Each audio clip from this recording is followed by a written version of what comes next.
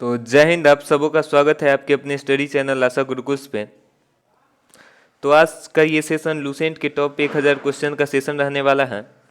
तो सबसे पहले आपके पास जितने भी स्टडी ग्रुप है, चाहे वो टेलीग्राम, फेसबुक, व्हाट्सएप या इंस्टाग्राम पे हो, सब में वीडियो को शेयर कर देंगे। तो चलिए वीडियो की शुरुआत करते हैं हम लोग। आपके सामने पहला प्रश्न है, मुगल सल्तनत का पहला शासक कौन था? तो मुगल सल्तनत की अगर हम बात करें तो मुगल सल्तनत की शुरुआत 1526 से 1857 तक रही थी, लेकिन हमें पढ़ना है 1526 से मात्र 1707 तक। ठीक है, तो मुगल सल्तनत का पहला शासक 1526 में बाबर आया था, उसके बाद हुमायूं था, उसके बाद अकबर था, उसके बाद जहांगीर था, उसके बाद औरंगजेब था। तो इस क्वेश्चन का सही आंसर बाबर हो जाएगा। अगला प्रश्न आपके सामने है, भारतीय क्रिकेट कंट्रोल बोर्ड का मुख्यालय कहाँ है? भारतीय क्रिकेट कंट्रोल बोर्ड बीसीसीआई का मुख्यालय कहाँ है? आपको बता दें बीसीसीआई का मुख्यालय जो है मुंबई में है। बीसीसीआई की स्थापना 1928 में की गई। बीसीसीआई के वर्तमान सचिव अमित शाह के बेटे जय शाह है और बीसीसीआई के वर्तमान अध्यक्ष सौरभ गांगुली हैं। अगला प्रश्न है, द्वितीय विश्व युद्ध के समय इंग्लैंड के प्रधानमंत्री कौन थे? तो द्वितीय विश्व युद्ध के समय इंग्लैंड के प्रधानमंत्री विंस्टन चर्चिल थे। विंस्टन चर्चिल ने ही महात्मा गांधी को अर्धनग्न फकीर भी कहा था। तो इस प्रश्न का सही आंसर ऑप्शन 4 विंस्टन चर्चिल हो जाएगा। अगला प्रश्न आपके सामने है, प्रथम महिला विश्व कप क्रिकेट कब हुआ था? तो प्रथम महिला विश्व कप क्रिकेट कब हुआ था? तो दोस्तों इसका राइट आंसर ऑप्शन डी 1973 हो जाएगा। चौथा ऑप्शन इसका सही आंसर हो जाएगा। अगला प्रश्न है, रेड क्रॉस की स्थापना कब हुई? तो रेड क्रॉस की स्थापना 1863 में हुई थी। इसकी स्थापना डेनरी डोनेट ने किए थे और शांति का प्रथम नोबेल पुरस्कार जो है वो रेड क्रॉस सोसाइटी को ही दिया गया था, जो 1901 में दिया गया था। एक बात और बता दें कि 3 बार सर्वाधिक किसी संस्था को नोबेल पुरस्कार मिला है, वो रेड क्रॉस ही है। तो रेड क्रॉस की स्थापना कब हुई थी? 1863 में डेनियल डोनेट ने इसकी स्थापना की थी और शांति का प्रथम नोबेल पुरस्कार रेड क्रॉस सोसाइटी को ही दिया गया है। इसका अगर मुख्यालय की बात करें हम लोग तो इसका मुख्यालय जेनेवा में है। जेनेवा कहाँ पे है? स्विट्जरलैंड में है। ठीक है, तो इसका सही आंसर 1863 हो जाएगा। अगला प्रश्न है आपके सामने, सौरमंडल का सबसे बड़ा उपग्रह कौन सा है? तो डीमोस जो है सबसे छोटा उपग्रह है। अगर ज्ञानीमेड की बात करें, ज्ञानीमेड होता है, ज्ञानीमेड, तो ज्ञानीमेड जो है सौरमंडल का सबसे बड़ा उपग्रह है। तो इस क्वेश्चन का सही आंसर ऑप्शन 1 हो जाएगा।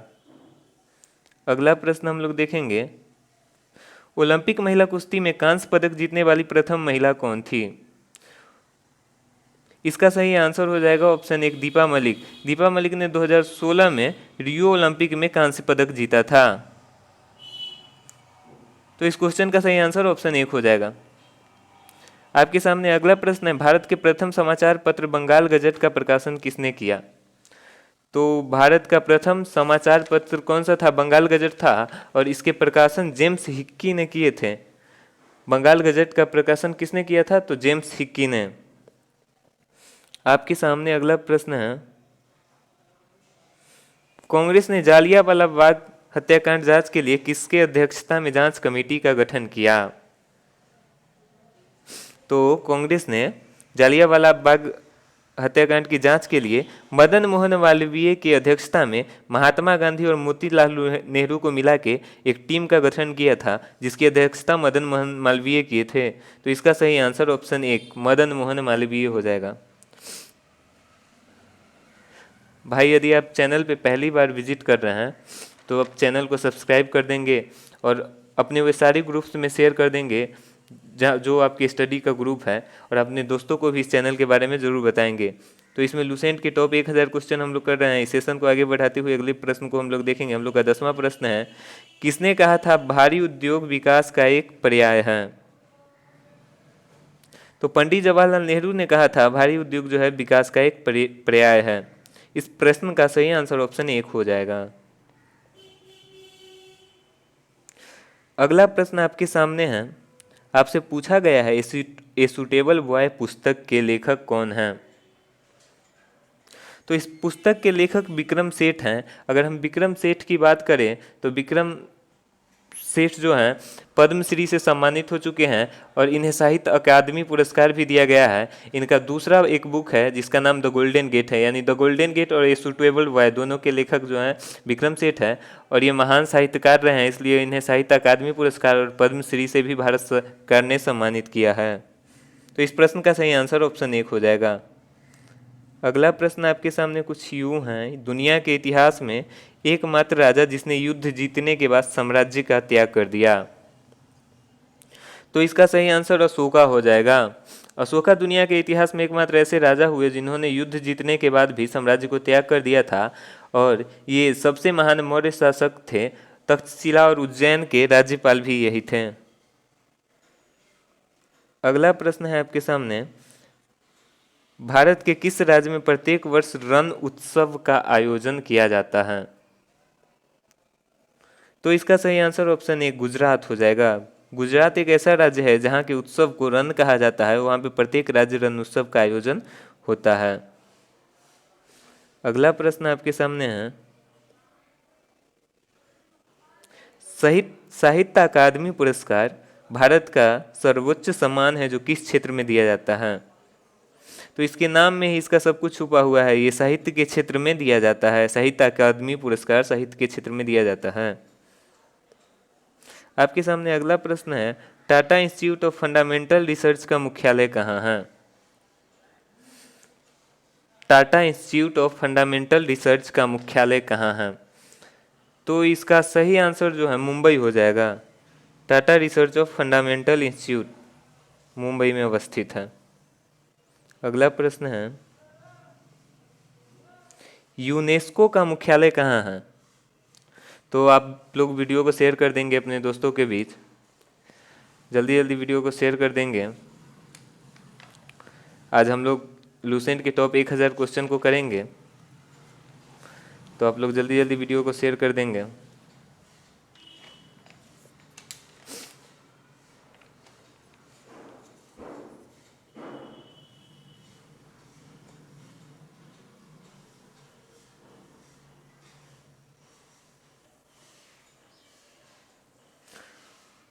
तो इसका सही आंसर पेरिस हो जाएगा, ऑप्शन 1।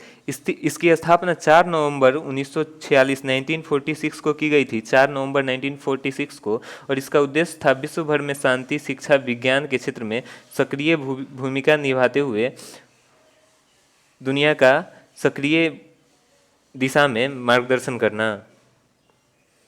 तो अगला प्रश्न है, विश्व का सबसे बड़ा ग्रंथ कौन सा है। तो महाभारत विश्व का सबसे बड़ा ग्रंथ है। ये क्वेश्चन ध्यान से आप लोग देखेंगे, विश्व का सबसे बड़ा ग्रंथ कौन सा है, महाभारत विश्व का सबसे बड़ा ग्रंथ है। अगला प्रश्न आपके सामने है, विश्व का सबसे सक्रिय ज्वालामुखी कौन सा है। तो इसका तो आंसर गलती से टाइप हो गया है, इसका आंसर किलायु हो जाएगा। इसमें ऑप्शन हम नहीं दिए हैं, तो ये मिसप्रिंट मिस्टेक बिहेव जो कहिए वही है। तो अगला प्रश्न देखेंगे, इस प्रश्न को ध्यान से आप लोग रखिएगा, विश्व का सबसे सक्रिय ज्वालामुखी किलायु है। अगला प्रश्न आप लोगों के सामने है, तंबाकू उत्पादन में सबसे बड़ा देश कौन सा है। तो तंबाकू उत्पादन में सबसे बड़ा देश चीन ही है और सबसे ज़्यादा उपयोग करने वाला देश भी चीन है। यहाँ भारत जो है तीसरे नंबर का देश है। तंबाकू उत्पादन में भारत का स्थान 3rd है, जबकि चीन सबसे पहला स्थान पर है और सबसे इसका उपयोग करने में भी सबसे पहले स्थान पर है। अगला प्रश्न आपके सामने है, दास प्रथा का अंत किस मुगल सम्राट ने किया था। तो दास प्रथा का अंत अकबर ने किया था, इसे गुलामी प्रथा भी कहा जाता है। और इसके बाद 1571 में अकबर ने फतेहपुर को अपना राजधानी बनाया था और वहाँ पे बुलंद दरवाज़ा का निर्माण भी कराया था। और 1573 में अकबर ने गुजरात पर विजय हासिल की थी। तो इसका सही आंसर अकबर हो जाएगा। और दास प्रथा का अंत आपको बता दें, दास प्रथा का अंत जो है अकबर 1562 ईस्वी में किया था। 1562 एक बार आप लोग देख लेंगे, दास प्रथा का अंत मुगल सम्राट अकबर ने किया था और 1562 में किया था। हाँ, 1562 में ही किया होगा, एकदम सही आंसर है। अगला प्रश्न आपके सामने है, यूरोप का भारत किस देश को कहा जाता है। तो यूरोप का भारत इटली को कहा जाता है। इटली को इसलिए कहा जाता है क्योंकि इटली भी भारत की तरह कृषि प्रधान देश है, और भारत जिस तरह से उत्तर क्षेत्र में हिमालय से घिरा है, उसी तरह से इटली जो है अल्पास, अल्पास एक पर्वत है, अल्पास, उससे घिरा हुआ है। तो इटली को यूरोप का भारत कहा जाता है। सभी लोग एक बार शेयर कर देंगे वीडियो को, और पीडीएफ के लिए हमारे टेलीग्राम चैनल आशा गुरुकुल टेलीग्राम पे जाके सर्च करके देख सकते हैं और वहाँ से पीडीएफ प्राप्त कर सकते हैं। किसका काल मुगल वास्तुकाल का स्वर्णिम काल कहा गया? तो आपके सामने प्रश्न है, किसका काल मुगल काल का स्वर्णिम काल कहा, वास्तुकला का स्वर्णिम काल कहा गया? तो शाहजहां के काल को वास्तुकला का स्वर्णिम काल कहा गया। जहांगीर के काल को चित्रकला का स्वर्णिम काल कहा गया, वहीं अकबर के काल को मुगलकालीन स्वर्ण काल कहा गया। वास्तुकला का स्वर्णिम काल शाहजहां के काल को कहा गया था। वास्तुकला माने वही पत्थर वगैरह में बहुत विकास हुआ था, तो वही सब। अगला प्रश्न है आपके सामने, सबसे पहले कितने बैंक का राष्ट्रीयकरण किया गया? तो इसका राइट आंसर ऑप्शन बी हो जाएगा, 14 बैंकों का राष्ट्रीयकरण किया गया। सबसे पहले इंदिरा गांधी के समय 19 जुलाई 1969 को, 19 जुलाई 1969 इंदिरा गांधी देश की प्रधानमंत्री थी। उस समय देश के 14 निजी बैंकों का राष्ट्रीयकरण कर दिया गया था। तो भारतीय रिजर्व बैंक की स्थापना कब हुई? 1 अप्रैल 1935। अगर भारतीय रिजर्व बैंक की स्थापना की बात करेंगे हम लोग, तो 1 अप्रैल 1935 को हुई थी, और इसका मुख्यालय जो है मुंबई में है। इसके सबसे पहले गवर्नर जो हैं स्मिथ, जो अंग्रेज थे, स्मिथ, रॉबर्ट स्मिथ थे। लेकिन उसके बाद अगर दूसरे गवर्नर की बात करें तो सीडी देशमुख थे, और भारत के दूसरे रेमन मैग्सेसे पुरस्कार से सम्मानित होने वाले व्यक्ति भी सीडी देशमुख हैं। तो इसके दूसरे और प्रथम भारतीय गवर्नर सीडी देशमुख थे, और पहले गवर्नर अंग्रेज थे जो स्मिथ थे।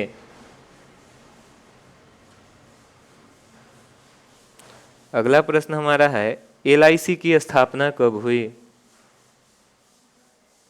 आपके सामने अगला प्रश्न है, एलआईसी की स्थापना कब की गई? तो एलआईसी की स्थापना 1 सितंबर 1956 को की गई। Option 1 is the right answer, पहला ऑप्शन सही आंसर है। इसका मुख्यालय मुंबई में है, एलआईसी का मुख्यालय मुंबई में है। अगला प्रश्न आपके सामने है, संविधान सभा के संचालन समिति के अध्यक्ष कौन थे? ध्यान रखना है, संविधान निर्माण के समय संविधान को 6 समितियों में विभाजित किया गया था। तो संविधान सभा के संचालन समिति के अध्यक्ष कौन थे? संचालन समिति के अध्यक्ष राजेंद्र प्रसाद थे। तो राजेंद्र प्रसाद संविधान सभा के संचालन समिति के अध्यक्ष थे। संविधान सभा के प्रारूप समिति के अध्यक्ष बी.आर. अम्बेडकर थे। अगर पंडित नेहरू की हम लोग बात करें तो ये संघीय संविधान समिति के अध्यक्ष थे, जबकि सरदार पटेल की अगर हम लोग बात करेंगे तो प्रांतीय संविधान समिति के अध्यक्ष थे। अगला प्रश्न आपके सामने आएगा,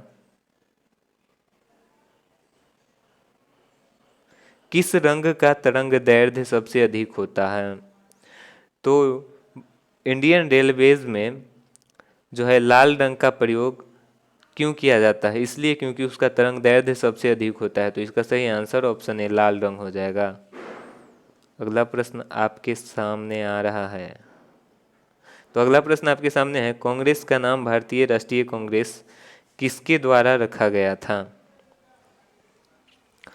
तो कांग्रेस का नाम भारतीय राष्ट्रीय कांग्रेस दादा भाई नौरोजी के द्वारा रखा गया था।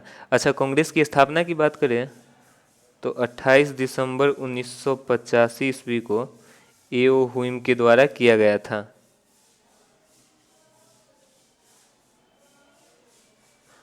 भारत की प्रथम महिला शासिका कौन थी? तो भारत की प्रथम महिला शासिका रजिया सुल्तान थी। भारत की प्रथम महिला राज्यपाल की अगर हम बात करेंगे तो सरोजनी नायडू भारत की प्रथम महिला राज्यपाल थी, जो पहली बार यूपी की राज्यपाल बनाई गई थी। तो रजिया सुल्तान भारत की प्रथम महिला शासिका थे। अगला प्रश्न आपके सामने है, बंगाल बिहार से कब अलग हुआ?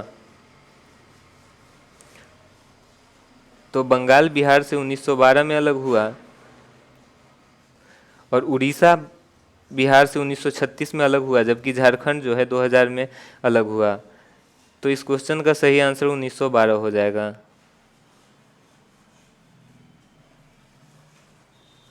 अगला प्रश्न आपके सामने है, किस वेद में सूर्य देवता को समर्पित गायत्री मंत्र है? किस वेद में सूर्य देवता को समर्पित गायत्री मंत्र है? तो ऋग वेद में सूर्य देवता को समर्पित गायत्री मंत्र है। ऋग वेद के तीसरे मंडल में सूर्य देवता को समर्पित गायत्री मंत्र है। 9वें मंडल की बात करें तो इसमें सोम देवता को का उल्लेख किया गया है। तो इस प्रश्न का सही आंसर ऑप्शन ए ऋग्वेद हो जाएगा। सभी लोग इस प्रश्न को ध्यान से देख लेंगे। अगला प्रश्न आपके सामने है, लाल बहादुर शास्त्री जी का समाधि स्थल कहाँ पे है? शक्ति स्थल की बात करें तो ये इंदिरा गांधी का समाधि स्थल है, जबकि राजघाट की बात करें तो ये महात्मा गांधी का समाधि स्थल है। विजय घाट लाल बहादुर शास्त्री का और किसान घाट चौधरी चरण सिंह का। तो इस प्रश्न का सही आंसर विजय घाट हो जाएगा। Option 3 is the right answer. अगला प्रश्न आपके सामने है, भारतीय मौसम वेधशाला का मुख्यालय कहाँ पर अवस्थित है? अगर हम देहरादून की बात करें तो देहरादून में भारतीय सर्वेक्षण विभाग और भारतीय वन विभाग का मुख्यालय है। जबकि बेंगलुरु में बात करेंगे तो बेंगलुरु में भारतीय खगोल संस्थान का मुख्यालय है और भारतीय मौसम वेधशाला का मुख्यालय पुणे में है। तो इस क्वेश्चन का right answer option A Pune हो जाएगा। एक बार फिर से क्वेश्चन को ध्यान से देख लेंगे। भारतीय मौसम वेधशाला का मुख्यालय पुणे में अवस्थित है। अगला प्रश्न आपके सामने है, सबसे कम उम्र में नोबेल पुरस्कार पाने वाली महिला। तो सबसे कम उम्र में नोबेल पुरस्कार मलाला यूसुफ को दिया गया था, जो पाकिस्तान की थी।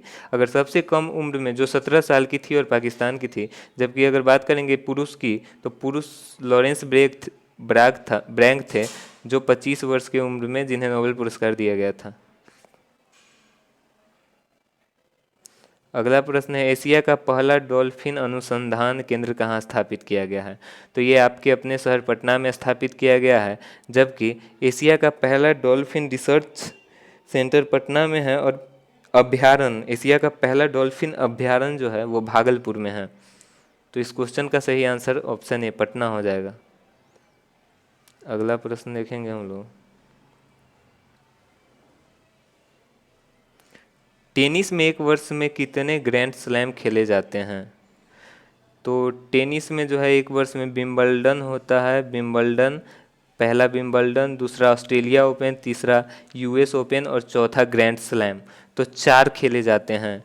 तो इस प्रश्न का सही आंसर ऑप्शन डी 4 हो जाएगा। टेनिस में एक वर्ष में 4 ग्रैंड स्लैम खेले जाते हैं।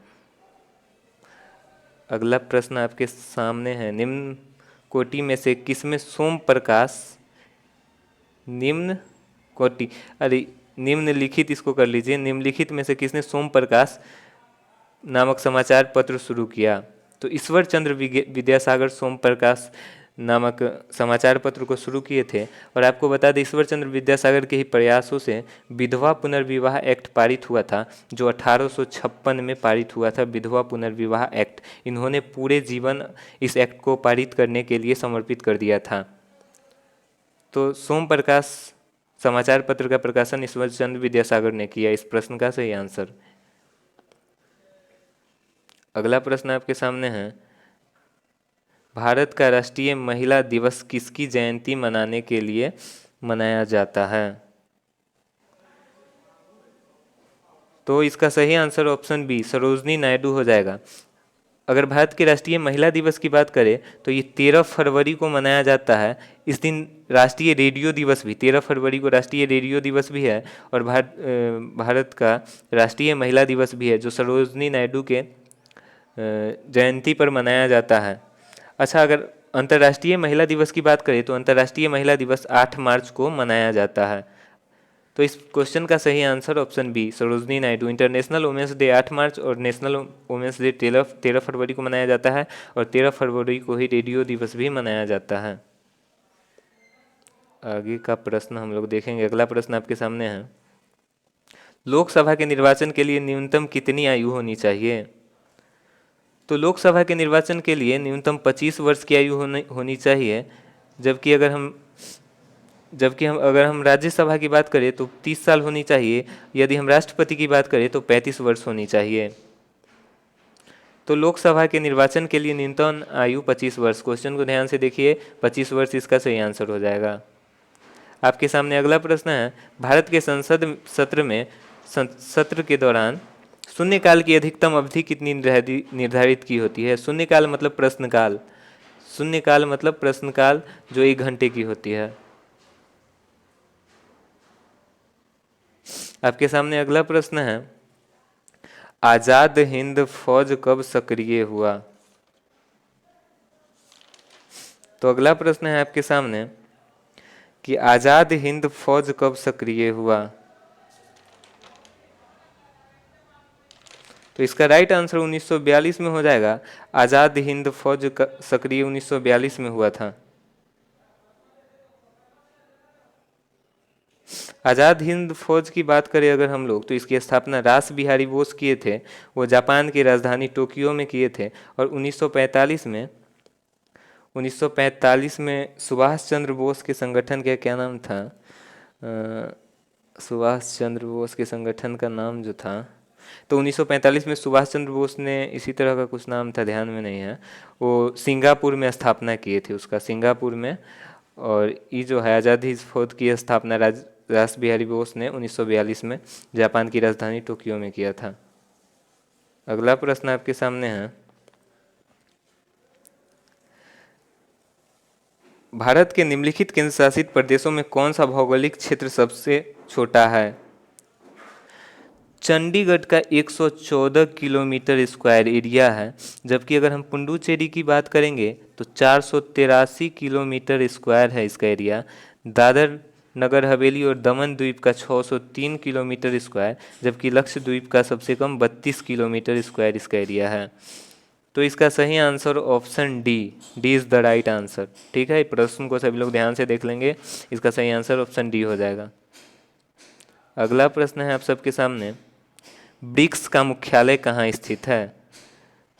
ब्रिक्स का मुख्यालय कहाँ स्थित है? तो ब्रिक्स का मुख्यालय चीन के संघाई में अवस्थित है। Option B is the right answer. अगर ब्रिक्स की बात करें तो इसकी स्थापना 2006 में की गई थी, जिस समय वो ब्रिक था।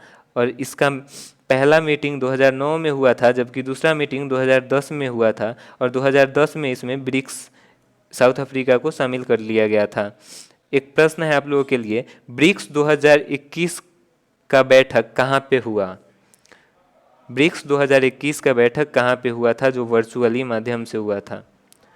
तो ब्रिक्स 2021 का बैठक भारत में हुआ था, और ये अपने क्रम के अनुसार चलता है, BRICS। इसके बाद रसिया में होगा, और भारत में जो 2021 का बैठक हुआ वो वर्चुअली माध्यम से हुआ था।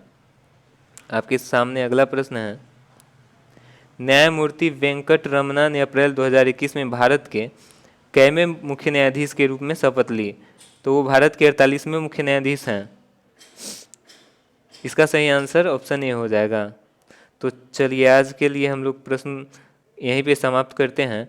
यदि आपको वीडियो अच्छा लगा हो तो अपने दोस्तों के बीच शेयर करेंगे और उन्हें बताएंगे कि चैनल को सब्सक्राइब करें। और यदि आप चैनल पर पहली बार विजिट करें तो चैनल को सब्सक्राइब जरूर कर ले। फिर से मिलते हैं नए वीडियो में। जय हिंद।